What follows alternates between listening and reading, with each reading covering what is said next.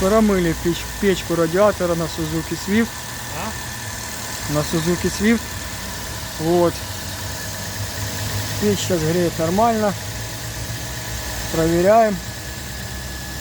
И отпускаем клиента.